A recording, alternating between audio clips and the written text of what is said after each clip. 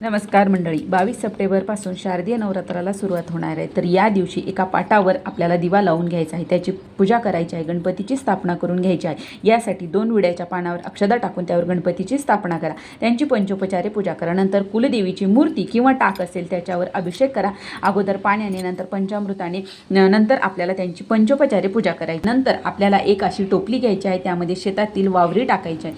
त्यामध्ये आपल्याला एक असा मातीचा घट ठेवायचा आहे. त्या घटावर आपल्याला हळदी कुंकवाने रेषा ओढून घ्यायच्या आहेत, पंचरंगी धागा गुंडाळायचा आहे आणि यामध्ये आपल्या वावरीमध्ये आपल्याला सप्तधान्य पेरायचं आहे. अगदी हलक्या हाताने आपल्याला सप्तधान्य पेरायचं आहे आणि नंतर त्यावर आपल्याला विड्याची 5 पाने ठेवायची आहेत. नंतर त्यामध्ये आपल्याला हळद कुंकू अक्षदा टाकायचं आहे आणि हळकुंड आणि सुपारी टाकायची आहे आणि या प्रकारे आपल्याला घटस्थापना करायची आहे आणि नंतर सर्व पूजेवर हळद कुंकू व्हायचं आहे, आरती करायची आहे. याविषयीचा संपूर्ण डिटेलमध्ये व्हिडिओची लिंक खाली दिलेली आहे, नक्की बघा. धन्यवाद.